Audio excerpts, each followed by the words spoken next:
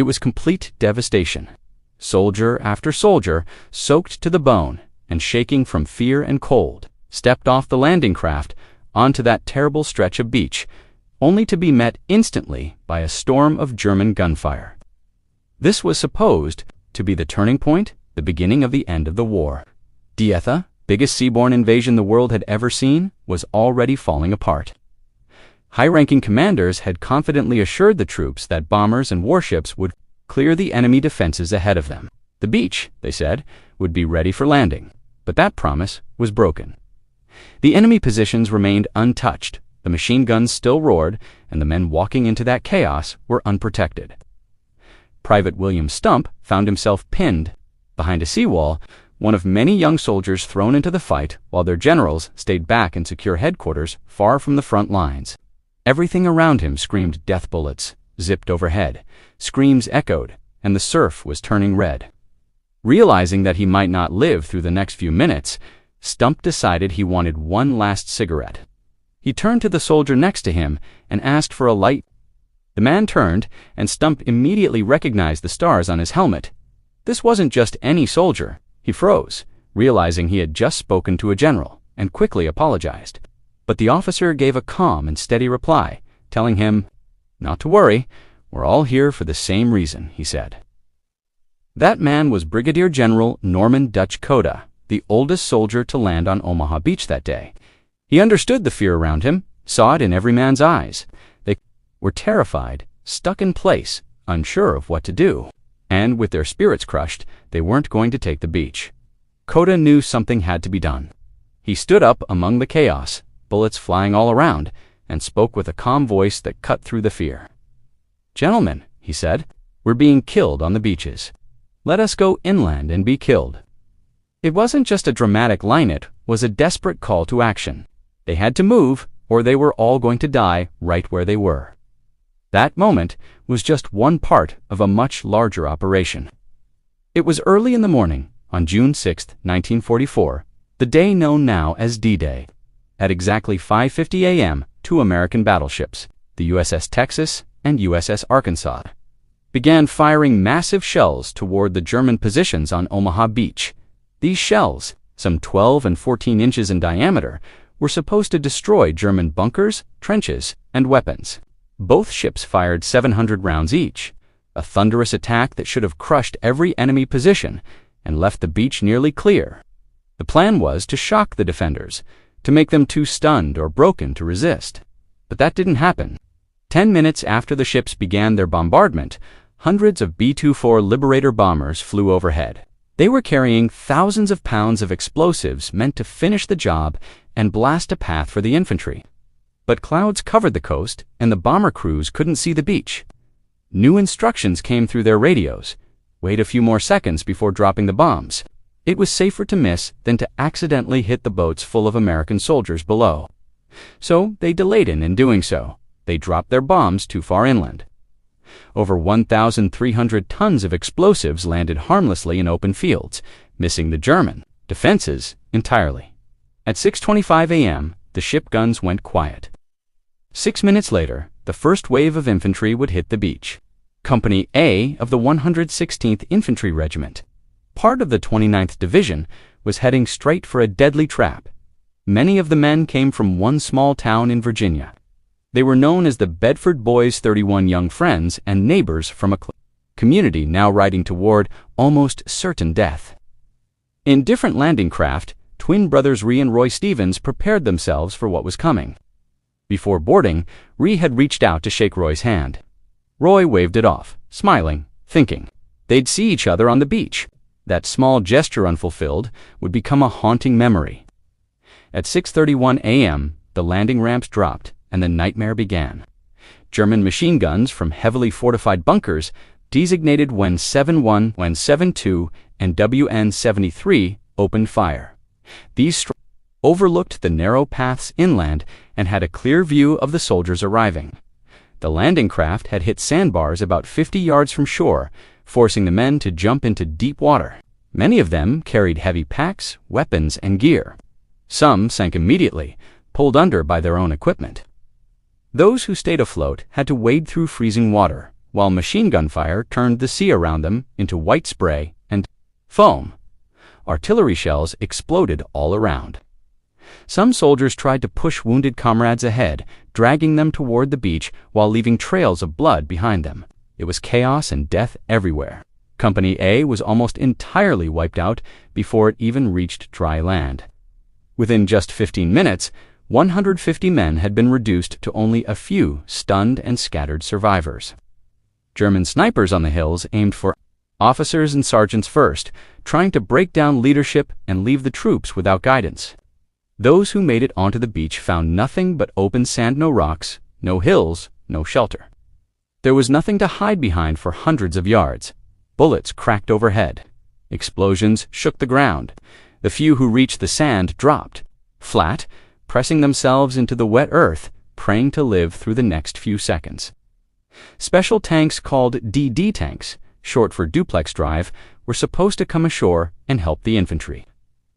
These Sherman tanks were designed to float and swim toward land. But they were launched too far out in the rough sea. Almost all of them sank before getting close to the shore. Of the 32 tanks meant for the Dog Green sector, 30 went straight to the bottom. The 2 that survived made it to the beach, only to be quickly destroyed by German anti-tank guns. 14 tanks were on fire within minutes of reaching land. Engineers, who were supposed to blow up the beach obstacles, also came under immediate fire. Half of them were hit before they could even begin their work. Some of the wounded infantry crawled behind the same obstacles the engineers were meant to destroy, using them for cover in a place where nothing else could shield them from the gunfire. Lieutenant Colonel Herbert Hicks Jr., frustrated and angry, later said that the air support might as well have stayed in bed that morning for all the good the bombing had done. The situation at Omaha Beach was collapsing. The Bedford boys were almost all gone. At 7:25 a.m., another landing craft, LCVP-71, was bouncing through the waves. On board was General Cota and his command staff, calling themselves the Bastard Brigade. They were heading toward Dog White sector, just a short distance east of the deadly Verville Draw. At 51 years old, Cota was the oldest man to land that day. He had already sensed disaster coming. The day before, while still aboard the USS Charles Carroll, he had warned his men that confusion, panic, and unpredictability were all part of the mission. They had to stay flexible, keep moving forward, and not let fear break them. He knew this landing would not go according to plan. As the boat neared the beach, a floating mine appeared in front of them. Cota braced for an explosion that could have killed them all instantly. But the mine passed by and rolled harmlessly away in the waves. Their landing craft finally hit ground 50 yards from shore. The ramps dropped again. German machine guns opened, up at once, tearing into the boat. 3 men were killed right away, their blood mixing with the seawater that flooded the deck. General Cota jumped into the cold water, leading the way. His staff followed behind him as mortars exploded along the shoreline, searching for more targets. Bullets flew overhead from every direction. The Germans were throwing everything they had at the American troops. When Cota reached the seawall, he stopped. It was a low barrier, just 4 feet high, but it was placed exactly where it could trap soldiers, forcing them into narrow spaces under constant fire. It had been built by the Germans for exactly this purpose, and it was doing its job well. All around him, American soldiers were crouched low against the wall, unable to move. The scene was just as he had feared. Hundreds of troops were frozen, stuck between fear and shock, not knowing what to do. The official military report would later describe these men as having no leaders, no direction, and nearly no ability to act. Many of their rifles and machine guns were jammed with sand and salt water. Officers and sergeants lay dead or dying in the surf, taken out by sniper fire. The whole operation was at risk of total failure, and still, the battle had only just begun. The men who survived the landing clung tightly to the seawall, pressing their bodies against the cold concrete as the ground shook with every blast. The sky above them was filled with the sound of shells flying and mortar dropping closer and closer. Each explosion felt like it could be the one to end everything. A shell landed just a few feet away, and a huge piece of shrapnel, almost as big as a shovel, blade ripped through the man standing right next to General Norman Cota. Blood splashed across the wall. The moment was terrifying, but what made it even more incredible was that a general was there, in the middle of it all, under fire just like the rest of the soldiers. That didn't happen often. Most soldiers didn't even realize they were in the presence of a high-ranking officer. No one expected a general to be storming a beach alongside ordinary infantrymen. But when they looked closely and saw the stars on his helmet, they knew. Still, even in the middle of that chaos, one young soldier named William Stump was overwhelmed by the need for a cigarette. His nerves were shot, and his hands shook as he turned to the man beside him and asked, "Got a light?" The man turned, revealing the star-marked helmet. Stump's stomach dropped. His throat tightened. "Sorry, sir," he muttered quickly. The general simply nodded and said, "That's okay, son. We're all here for the same reason." Normally, generals stayed far from the front. It wasn't because they lacked courage. It was because their job was different. A general was responsible for entire divisions, thousands of men, and their lives. If a general died, it could throw the entire operation into confusion. But Cota believed that this mission, this extraordinary invasion that would be written into history forever, demanded something more. He believed that leaders couldn't just give orders from behind. They had to stand beside their men and face the same danger. Cota was not new to war. He had seen it before. He was part of the West Point class of 1917, the same military school that trained many of America's best officers. He had fought in North Africa. He had been a close friend of General Dwight D. Eisenhower, the supreme commander of the Allied forces. Cota understood what this day meant. He understood what failure would cost, and as he looked around at soldiers who were scared, stuck behind barriers, unable to move forward, he knew something had to change. All the careful planning had crumbled. The massive naval attacks hadn't done enough. The bombing from the air had missed the mark. The tanks that were supposed to support the landing had mostly sunk. There was only one thing left that could push the mission forward. Someone had to lead. Cota made his decision. He stood up in full view, not crawling or ducking for cover. He walked along the deadly beach as if it were any ordinary day. Bullets flew through the air, but he kept moving, calm and upright. He wasn't being reckless. He was showing the men that if he could move forward, so could they. He came across a group of Rangers from the 5th Battalion pinned down behind the seawall. Their commanding officer was Colonel Max Schneider. Cota looked at them and asked, "What unit is this?" Someone told him they were the 5th Rangers. Without missing a beat, Cota said, "Well, God damn it, if you're Rangers, then get up there and lead the way." His voice cut through the noise and the fear. One of the officers, upset by the tone, replied with pride, "Hey, bud, this is my outfit. I'll take care of it." With most generals, talking back like that would lead to serious consequences. But Cota didn't mind. He had found what he was looking for, young officer with pride, grit, and the will to fight. The Rangers began to move. Cota didn't stop there. He continued, shaping the battlefield, not from the safety of a command post miles away, but right there, with mud on his boots and bullets flying past his head. He spotted a good place where a soldier could lay down covering fire, and told one, with a Browning automatic rifle, to take position there. Then he pointed to another man and ordered him forward with a Bangalore torpedo and explosive device. Designed to break through barbed wire defenses, the soldier crawled forward slowly. Dragging the long metal tube with him, he slid it under the twisted wire that blocked their way up the bluff and quickly crawled back. A second later, the explosion blasted a hole through the wire. Without hesitating, a young man rushed into the opening, but machine gun fire struck him immediately. He got tangled in the barbed wire, screaming for a medic, calling for his mother as his cries slowly faded away. The rest of the men froze, paralyzed by fear. Cota saw it happen. He knew the entire mission could stop here. He stood up and charged through the gap himself. The sight of the oldest man on the beach running into danger inspired the others. They got up and followed him, charging through the opening with new courage. Suddenly, a mortar round exploded so close to Cota that it lifted him off his feet and threw him up the bluff. His aide, Lieutenant Jack Shee, thought the general had been killed. But Cota stood up quickly, brushed himself off, and kept climbing. They found cover in a shallow trench that the Germans had used for communication. It led them upward toward the top of the 100-foot bluff. When they reached the top, a field opened before them, but enemy machine gun fire immediately pinned them down. Cota looked around for a sergeant or officer who could rally the men and organize an attack. According to she, none of the leaders stepped forward. The soldiers were waiting for orders, too scared or stunned to act. Once again, Cota didn't wait. He led the charge himself. The Germans, caught off guard by the sudden attack, turned and fled.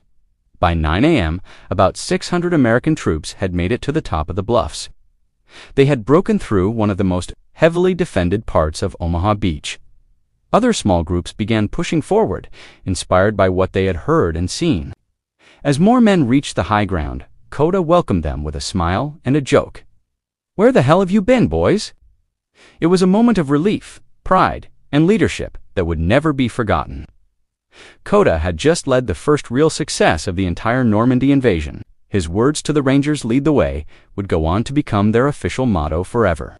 Even though they had finally made it past the beach, the battle was far from over. By 10 a.m., Cota led another push toward the nearby town of Vierville. Soldiers now looked at him differently. He wasn't just a commander.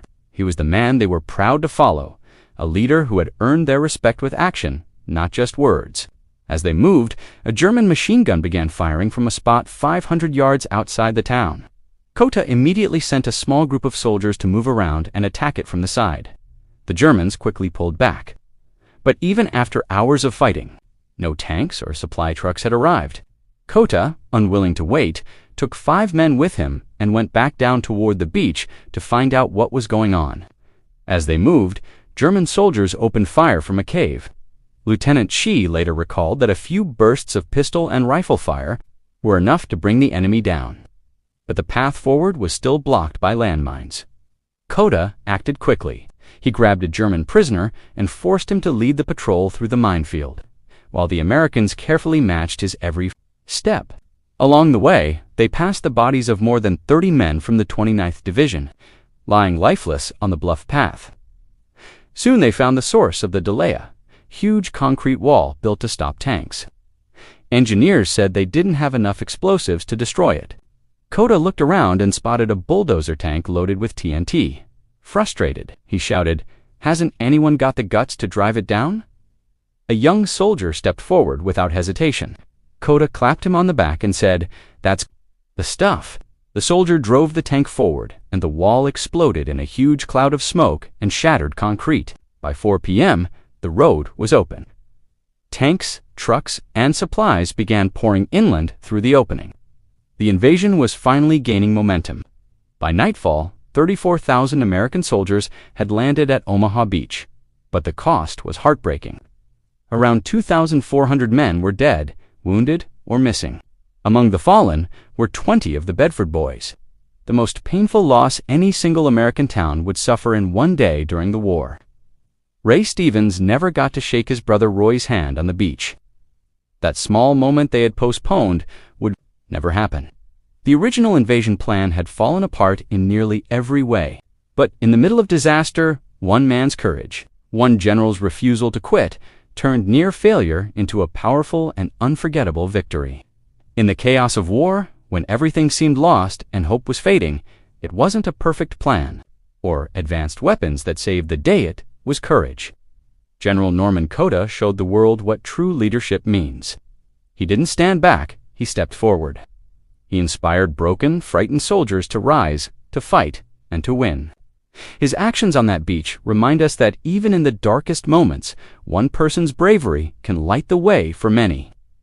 History may remember the battle, but the heart of the victory was a leader who refused to give up. And because of that, the men on Omaha Beach found the strength to keep moving. Changed the course of history forever.